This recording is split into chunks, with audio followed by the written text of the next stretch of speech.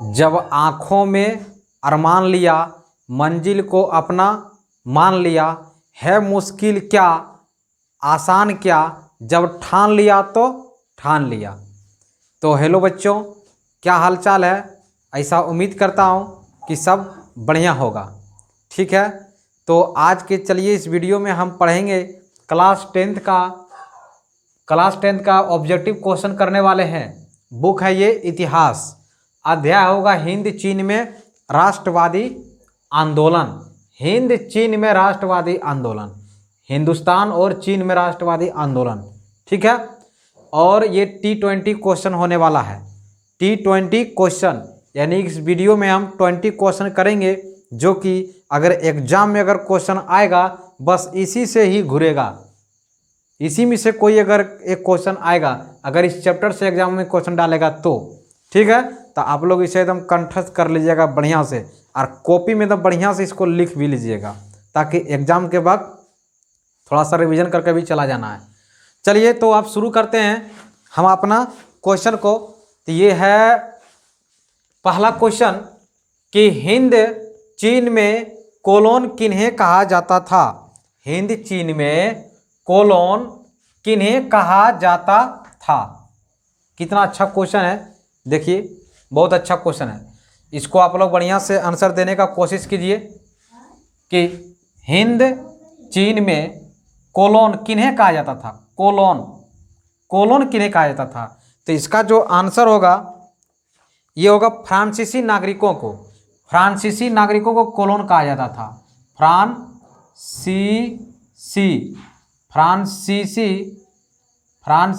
नागरिकों को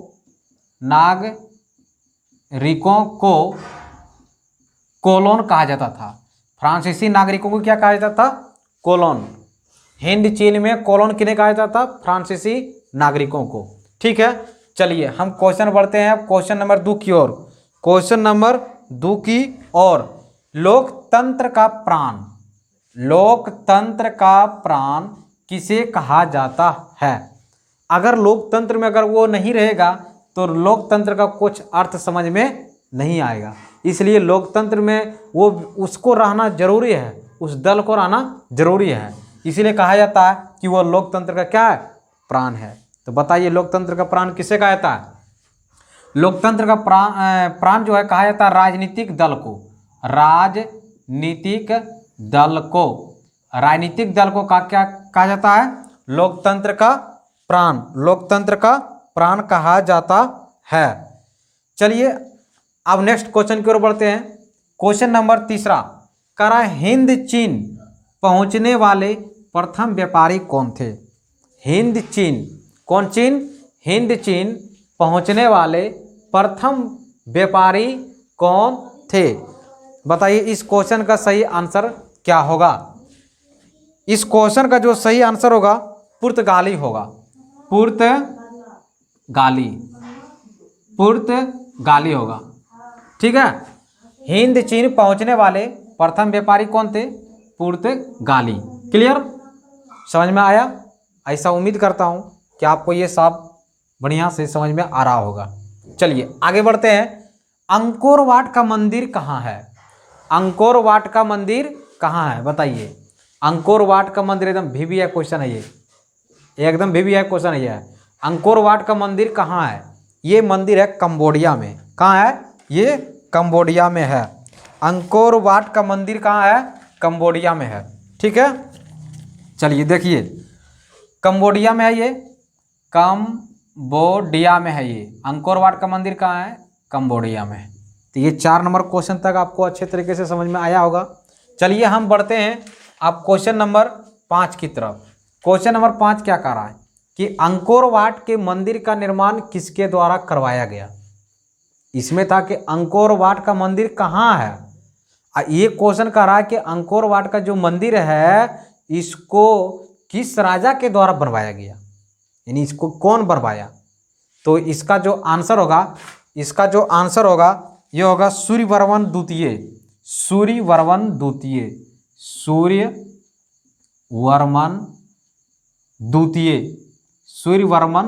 द्वितीय होगा। ठीक है, अंकोर वाट के मंदिर का निर्माण किसके द्वारा करवाया गया था? सूर्यवर्मन द्वितीय के द्वारा करवाया गया था।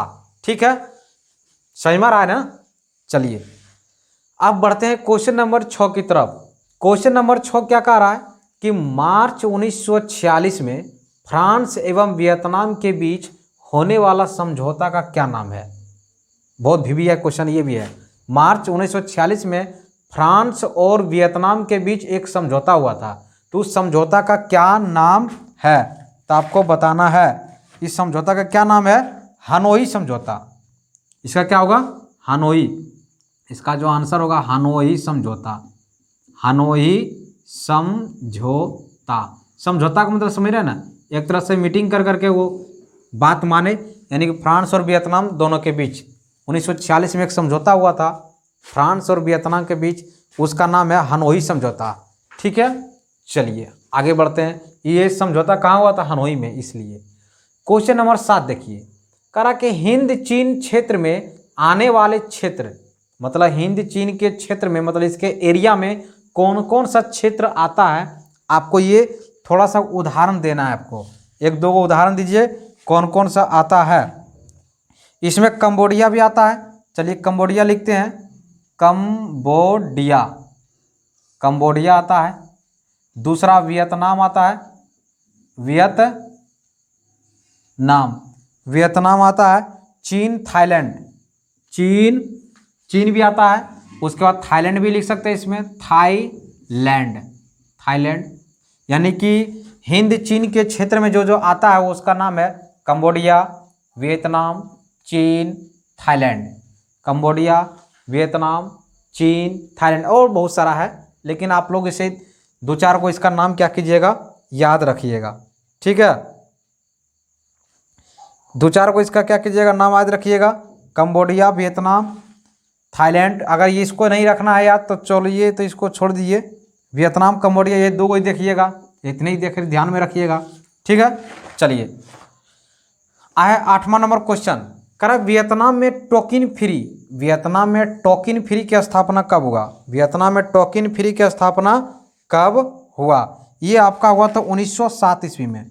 1907 ईस्वी में, 1907 ईस्वी में इसका होगा आंसर। 1907 ईस्वी में टोकिन फ्री कब हुआ था? 1907 ईस्वी में हुआ था। ये 1907 ईस्वी में सूरत अधिवेशन भी हुआ था। 1907 में क्या हुआ था? सूरत अधिवेशन भी हुआ था। और टाटा स्टील कंपनी की भी स्थापना कब हुई? 1907 ईस्वी में ही। इसे याद रखिएगा। ठीक है, कहते हैं उम्र थका नहीं सकता, ठोकरें गिरा नहीं सकता, जीत हो जीतने की तो हार भी हरा नहीं सकता। ठीक है, आप लोग बने रहिएगा, इसको बढ़िया से देखिए और याद करते चलिएगा। ठीक है, इसमें किसी तरह की कोई तरह की दिक्कत नहीं होगा। चलिए क्वेश्चन नंबर 9 का रहा है कि the history of the loss of Vietnam, the history of loss of the Vietnam की स्थापना, ये कब, ये तो हो गया। The history of loss of Vietnam किसने लिखा? इसको किसने लिखा आपको बताना है। फान बोई चाओ, किसने लिखा इसका? The history of the loss of Vietnam, इसको लिखा फान बोई चाओ। चलिए इसको लिखते हैं फान बोई चाओ, फान बोई चाओ इसका आंसर होगा। फान बोई चाओ, फान बोई चाओ देख लीजिए बोलो अच्छे तरीके से क्या है। The history of the loss of Vietnam किसने लिखा? फान बोई चाओ। ठीक है, चलिए क्वेश्चन नंबर 10 की ओर बढ़िए। करा होआ होआ, बहुत भी है क्वेश्चन है। होआ होआ आंदोलन किस प्रकृति का था? होआ होआ आंदोलन किस प्रकृति का था? चलिए देखिए, आपको बताना है प्रकृति का मतलब समझ रहा है, इसका नेचर क्या था होआ होआ आंदोलन का।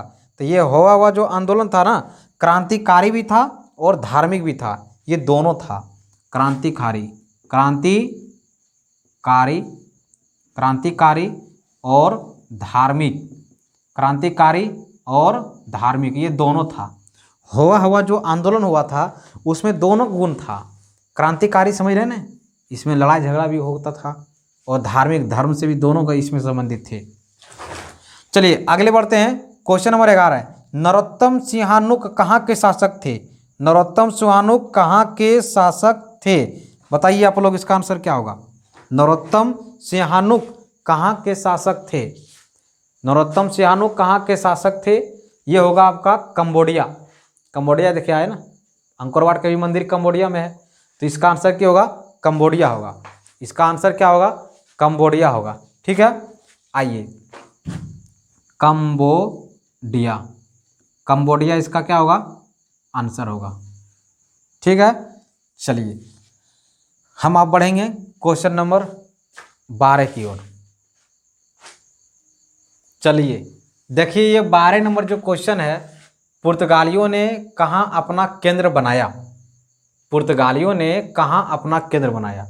पुर्तगालियों ने ही सबसे पहले भारत में क्या लेकर के आया था? आलू। कहेगा आलू भारत में किसने लेकर आया? तो बोलेंगे पुर्तगालियों ने। ठीक है, तो ये पुर्तगालियों ने आलू लेकर के भारत आया, तो इन्होंने कहाँ अपना केंद्र बनाया?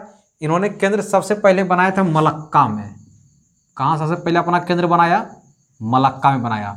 तो इस प्रश्न का जो सही आंसर होगा वो मलक्का होगा। क्या होगा? मलक्का होगा। ठीक है, चलिए अगला क्वेश्चन देखिए, 13 नंबर। 13 नंबर क्वेश्चन कह रहा है कि जेनेवा समझौता कब हुआ? जेनेवा समझौता कब हुआ?